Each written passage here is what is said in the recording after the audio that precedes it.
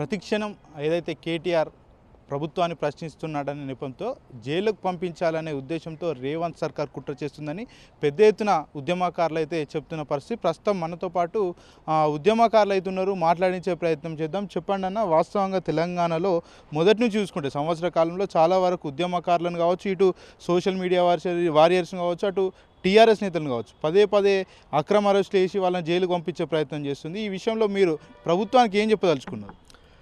నమస్తే. డైవర్షన్ పాలిటిక్స్లో ప్రజెంట్గా ఎవరైతే ప్రజా గొంతుగా అవుతున్నాడో ఉద్యమంలోనూ నేడు ప్రతిపక్షంలోనూ ప్రజల గొంతుగా, ఉద్యమకారుల గొంతుగా, సమాజానికి మేలుపడే విధంగా, ప్రాంతానికి మేలుపడే విధంగా వాళ్ళు ఇచ్చిన హామీలను నిలదీస్తూ ఏదైతే నిరుద్యోగులు పెద్ద ఎత్తున ఆ రోజు నిరుద్యోగులను ముందు పెట్టి ప్రభుత్వాన్ని కూలగొట్టి ఇలా ప్రభుత్వంలో కూర్చుంటే రేవంత్ రెడ్డికి అదే నిరుద్యోగుల పక్షాన గొంతు ఇప్పుతుంటే మా కేటీఆర్ను ఏదో తప్పుడు కేసులో అరెస్ట్ చేయాలి, ఏదో విధంగా మానసికంగా ఆ పార్టీ కార్యకర్తల యొక్క, ఉద్యమకారుల యొక్క మానసిక స్థితిని దెబ్బ కొట్టాలన్న ఉద్దేశంతోన ఏ విధంగా కేసు పెట్టవచ్చని మాకున్న ఇన్ఫర్మేషన్ ఉద్యోగులని, గవర్నమెంట్ ఉద్యోగస్తులని, ఐఏఎస్ ఐపీఎస్ అధికారులని ఎట్లన్నా పెట్టండి అయ్యా, లోపలికి పంపేయండి అయ్యా అని చెప్పేసి ఉద్దేశంతో బలవంతంగా కేసులు పెట్టించి ఏదో భయపడిచే ప్రయత్నం చేస్తున్నాడు.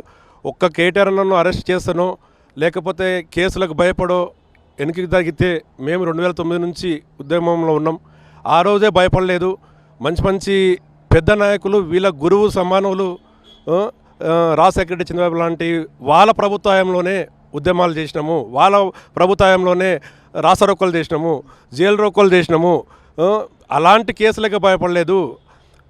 పరాయి వాళ్ళ పెత్తానంలో ఉన్నటువంటి రాష్ట్రాన్ని, ప్రజల్ని, సమాజాన్ని కాపాడుకున్నట్టు మేము ఇవాళ మా కోసం కష్టపడుతుంటే కేటీఆర్ని కాపాడుకోవడం కోసము, ఆ గొంతును ప్రజల్లోకి తీసుకుపోవడం కోసం ఉద్యమించడంలో వెనకడుగు వేసేది లేదు. ఖచ్చితంగా ఒక్క కేటీఆర్ని అరెస్ట్ చేస్తే ఒక్కొక్క జిల్లా నుంచి 100 కేటీఆర్లు బయటికి వస్తారు. అది గుర్తుపెట్టుకోవాలి. ఉద్యమ స్ఫూర్తిని రగిలుస్తున్నది రేవంత్ రెడ్డి. అది మా మంచిగా అని చెప్పేసి కూడా మేము అనుకుంటున్నాం. 55 కోట్ల స్కామ్ చేసిరు, పైగా దాన్ని తప్పిపుచ్చడానికి వేరే వాటిని ముందట పెట్టి టాపిక్ డైవర్షన్ కేటీఆర్ చేస్తున్నాడని కాంగ్రెస్ నేతలు చెప్తున్నారు. వాళ్ళ మంత్రే చెప్తున్నాడు, పొన్నం ప్రభాకర్ గారు. ఆ అమౌంటు వాళ్ళ సంస్థకు అక్కడ ఉన్నటువంటి అకౌంట్కు పోయింది, అకౌంట్లో ఉంది, క్రెడిట్ అయిందని చెప్తున్నారు. మీ మంత్రి చెప్తున్నది ఒకటి, మీరు చెప్తున్నది ఒకటి. ఎక్కడ జరిగిందా అవినీతి? ఎక్కడ జరిగిందా? ఎవరైనా అకౌంట్కు డైవర్ట్ అయిందా అమౌంట్? ఏం జరిగింది ప్రజలకు వివరించండి.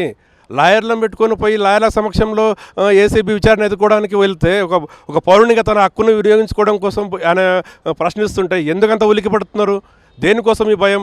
ఏదో ఒక్కడొస్తే లోపలికి వస్తే వైట్ పేపర్ సంతకం పెట్టించుకొని ఏదో వేసి తప్పుడు కేసు పెట్టి పట్టణం రెడ్డి మా ఎమ్మెల్యే గారిని అరెస్ట్ చేసి అలజడి సృష్టిద్దాం, ప్రశ్నించే గొంతు లేకుండా చేద్దాం బయట అనే ఉద్దేశంతో మీరు చేస్తున్నట్టున్నాడు.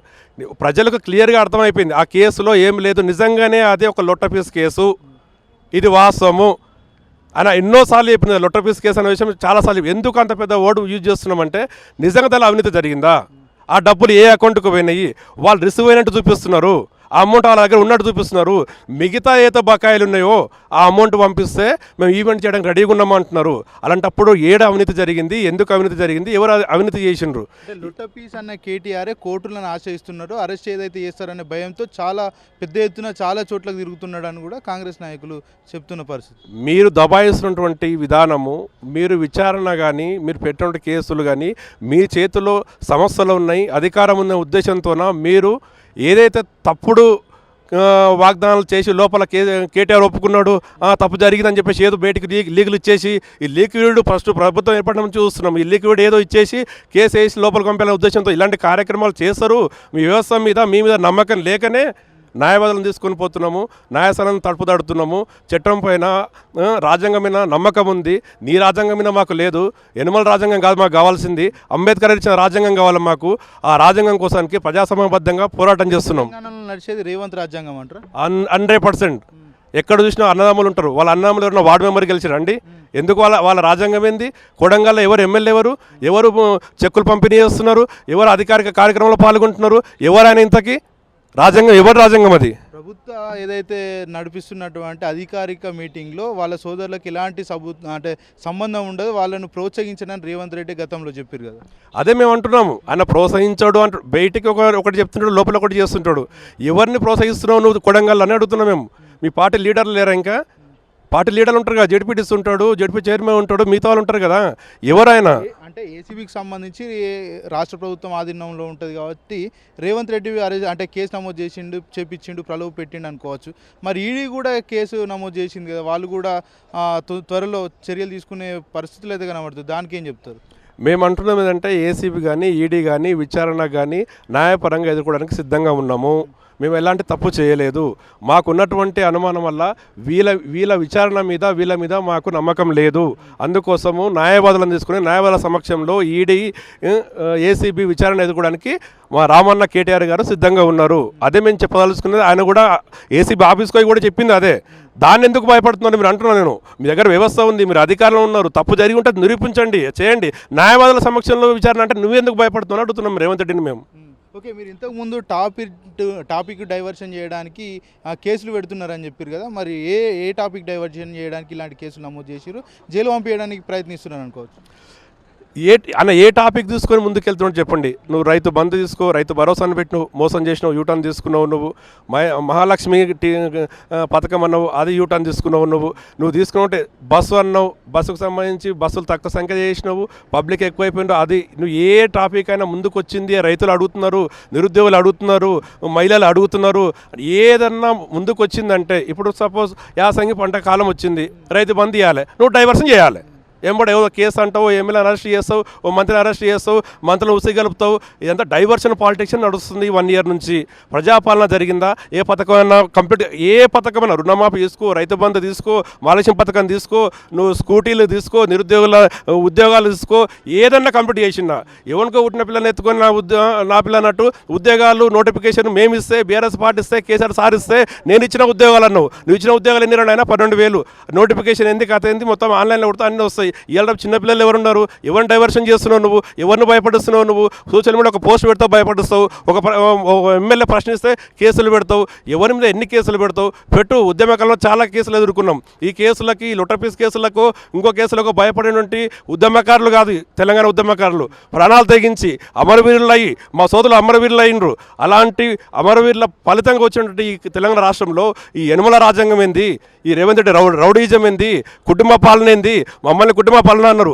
ప్రజల చేత ఎన్నుకోబడి ఓట్లు వేయించుకొని 5 సార్లు 6 సార్లు గెలిచిన నాయకులు మా వాళ్ళు. మరి మీ తమ్ముళ్ళు, మీ అన్నోళ్ళు, మీ బామ్మడిది, మీ ఎవరు వీళ్ళంతా వార్డు మెంబర్ అయినరా?